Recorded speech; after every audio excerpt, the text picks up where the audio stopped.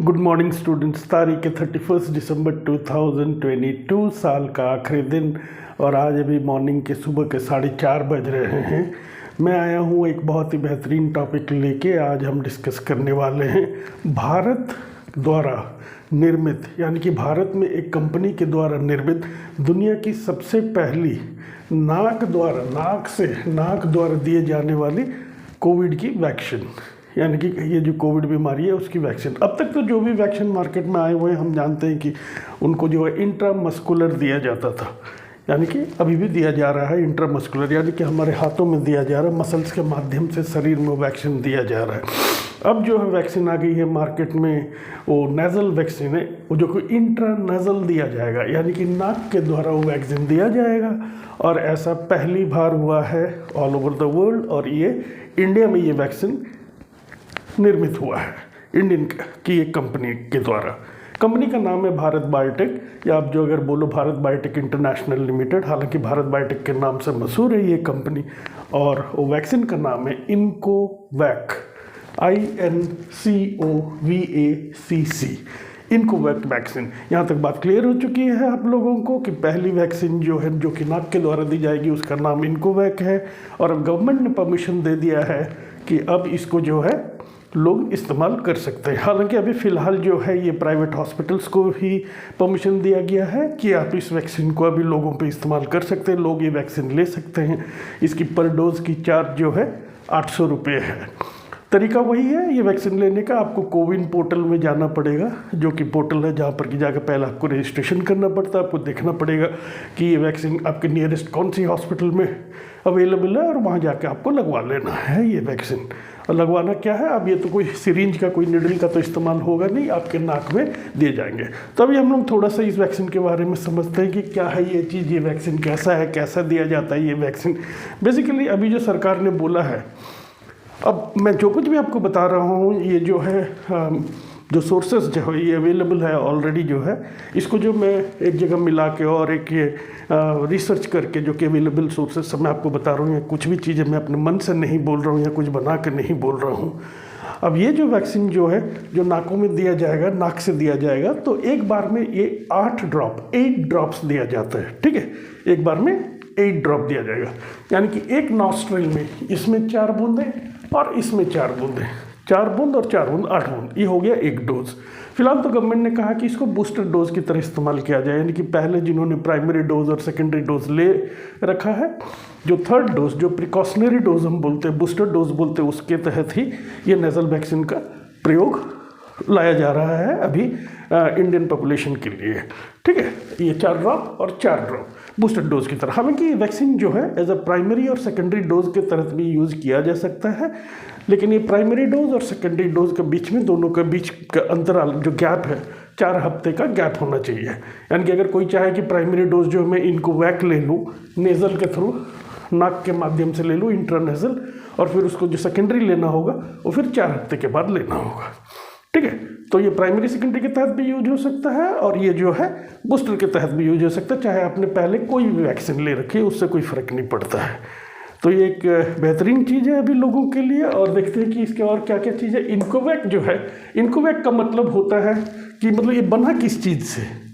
ठीक है, इसको ज़रा आप ध्यान देने का प्रयास कीजिए। पूरा जो है मेडिकल टर्म जो है, साइंटिफिक टर्म आपको याद रखना नहीं है। क्या चीज़ याद रखना वो मैं बता दूंगा कि ये चीज़ आप याद रखो। ये जो है recombinant replication deficient adenovirus vectored vaccine, यानी कि ये वैक्सीन जो बना है इसमें एडिनोवायरस का इस्तेमाल हुआ है। ये चीज़ आपको याद रखना, एडिनोवायरस का इस्तेमाल हुआ है ये वैक्सीन के बनने में, एडिनोवायरस। ठीक है, ये वो वायरस है जिससे कि फीवर, मतलब बुखार वगैरह, फ्लू वगैरह होती है। एडिनोवायरस का इस्तेमाल करके ये इनकोवैक का वैक्सीनेशन बनाया गया है। यानी कि एडिनोवायरस को, यहाँ पर एक एडिनोवायरस एक वेक्टर है। क्या है? वेक्टर। तो अगर किसी एग्जाम में आपको ये पूछा जाए what is the vector used in the preparation of Incovacc, यानी कि इनकोवैक बनाने के लिए कौन सा वेक्टर का इस्तेमाल किया गया है, तो उसका आंसर है एडिनो वायरस। ये चीज़ आप याद रखिए, एडिनो वायरस, ये याद रखने की ज़रूरत वाली चीज़ है। दूसरी चीज़ ये है कि मैं आपको बता देना चाहता हूँ कि गवर्नमेंट का बोलना है कि इसका फेज़ 1, फेज़ 2, फेज़ 3 के क्लिनिकल ट्रायल, यानी कि कोई भी वैक्सीन, कोई प्रॉपर वैक्सीन मार्केट से आने से पहले उसका ट्रायल्स होता है, क्लिनिकल ट्रायल्स होता है, ये काफ़ी सक्सेसफुल रहे हैं, ऐसा गवर्नमेंट का बोलना है। लेकिन अभी तक भी गवर्नमेंट ने जो ट्रायल किए गए हैं, क्लिनिकल ट्रायल जो है फेज़ 1, फेज़ 2, फेज़ 3 का, इसका कोई भी जो एग्जैक्ट क्लिनिकल ट्रायल का जो डेटा है, एग्जैक्ट डेटा है जो ट्रायल का, वो पब्लिक के सामने प्रस्तुत नहीं किया है। बल्कि मैं तो सरकार से निवेदन करूंगा, मेरी सरकार से मतलब सविनय निवेदन है कि आप एक क्लिनिकल ट्रायल्स का डेटा जो है पूरी पब्लिक के सामने रखें, एक मीडिया में दें, ओपन सोर्स में दें, तो ताकि पब्लिक को और ज़्यादा कॉन्फिडेंस हो सके इस वैक्सीन को लेकर। ठीक है, अब कोई भी वैक्सीन जब बनता है, जब भी कोई वैक्सीन बनता है, तो इसका प्रोडक्ट डेवलपमेंट के लिए, यानी कि रिसर्च के लिए वगैरह के लिए, वैक्सीन ऐसे नहीं है कि गए कंपनी जो है आपकी वैक्सीन बनाने की कंपनी है, बायोटेक्नोलॉजी कंपनी है, चलो जी ये वैक्सीन आज बनाओ और बनाना शुरू, ऐसा नहीं होता। उससे पहले जो है काफ़ी सारा रिसर्च करना पड़ता है। प्रोडक्ट डेवलपमेंट एक तरीका है, प्रोडक्ट डेवलपमेंट एक प्रोसेस है, वो प्रोसेस से गुजरना पड़ता है फाइनल प्रोडक्ट जो कि अभी इनकोवैक उसको बनाने के लिए। तो इसमें काफ़ी पैसे खर्चे आते हैं, और ये जो पैसा जो खर्चा जो इसमें आए, जिसमें इनकोवैक ने जो भी रिसर्च किया, प्रोडक्ट डेवलपमेंट किया, क्लिनिकल ट्रायल किया, इसको इनकोवैक को बनाने में जितने भी मतलब पैसा खर्चा है, इनिशियल एक्सपेंसेस आए भारत बायोटेक को, तो उसको फंड मिले थे। फंड किससे मिले थे? इसको फंड मिले थे department of biotechnology, department of biotechnology, government of India से, और साथ में इसको BIRAC से, BIRAC, ये याद रखने वाली चीज़ है, इसको आप याद रखिए, BIRAC, BIRAC का क्या मतलब क्या होता है? Biotechnology industry research assistance council, biotechnology industry research assistance council. ठीक है, ये भारत सरकार का ही एक उपक्रम है, नॉट फॉर प्रॉफिट ऑर्गेनाइजेशन है। ठीक है, जो कि इस तरह के रिसर्च और डेवलपमेंट के लिए फंडिंग करती है। यहाँ तक क्लियर है? अब जो है मैं ऑलरेडी बता चुका हूँ कि ये कोविन के पोर्टल के थ्रू से आप इसको बुक कर सकते हैं जब भी लेना चाहते हैं। 4-4 बूंद ड्रॉप जो है, एक नाक में 4 बूंद, एक नॉस्ट्रिल में 4 बूंद, दूसरे नॉस्ट्रिल में 4 बूंद। एडिनो वायरस आप याद रखिएगा, इसको प्राइमरी डोज और सेकेंडरी डोज की तरह भी लिया जा सकता है, लेकिन आज के लिए, अभी के लिए जो इसको सिर्फ बूस्टर के लिए इस्तेमाल किया जा सकता है। ये उनको ऊपर इस्तेमाल करना है जो कि 18 साल या 18 साल से ऊपर के सिटीजन से।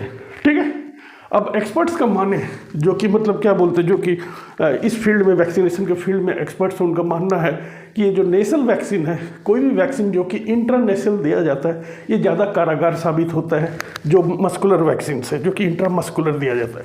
उनका मानना है कि जो वैक्सीन जो नसल से, नाक के माध्यम से, नॉस्ट्रिल्स के माध्यम से दिया जाता है, वो नाक से होते हुए, थ्रोट से होते हुए लंग्स में पहुंचने में आसानी होता है, और यही जगह है जहां से कि जो ये कोविड वायरस जो है हमारे शरीर में प्रवेश करता है, नाक के माध्यम से, मुंह के माध्यम से, थ्रोट, लंग्स, इसको ही इफेक्ट करता है। हालांकि जो दूसरे जो वैक्सीन है, जो इंट्रामस्कुलर वैक्सीन है, वो भी इक्वली इफेक्टिव हैं, लेकिन इनका एक्सपर्ट्स का बोलना है, मेरा बोलना नहीं, एक्सपर्ट्स का बोलना है कि ये जो इनकोवैक इंट्रानेसल वैक्सीन है, ये उनसे बेटर है, क्योंकि ये आपको लंग्स वगैरह में इम्यूनिटी जल्दी क्रिएट करता है, लंग्स, थ्रोट, नेसल पैसेज में, हाँ, क्योंकि यही एरिया है जो है जिसमें कि कोविड के वायरस जो है सबसे पहले अटैक करते हैं। तो आशा करता हूँ कि आपको जो है अब ये इनकोवैक के बारे में एक संपूर्ण नॉलेज, एक बेसिक नॉलेज हो गई है। अभी आप एक इन्फॉर्म डिसीजन ले सकते हैं। जो भी इन्फॉर्मेशन अवेलेबल है मैंने इसको समराइज़ किया है। और हाँ, मेरी आपसे ये रिक्वेस्ट है, काफ़ी दिन के बाद मैं रिक्वेस्ट कर रहा हूँ कि ये सब जो डेटा जो कि मैं एकत्रित करने के लिए मुझे काफ़ी ज़्यादा मेहनत करना पड़ता है, क्योंकि मैं स्कूल का एक शिक्षक भी हूँ, मैं एक टीचर हूँ, प्लस मैं स्टूडेंट्स लोगों को फ्री में भी पढ़ाता हूँ, एब्सोल्युटली फ्री, कोई फ़ी चार्ज भी नहीं करता हूँ जो स्टूडेंट्स लोगों की हेल्प की ज़रूरत होती है। हाँ, तो बहुत ही मुश्किल से मुझे टाइम निकालना पड़ता है, टाइम मैनेज करना पड़ता है, और मुझे काफ़ी अच्छा लगेगा अगर आप मुझे प्रोत्साहित करें। किस तरह से प्रोत्साहित करें कि मेरे वीडियोज़ को लाइक कीजिए, शेयर कीजिए, तो मुझे अच्छा लगेगा। Thank you for a patient listening. Have a great day and take care.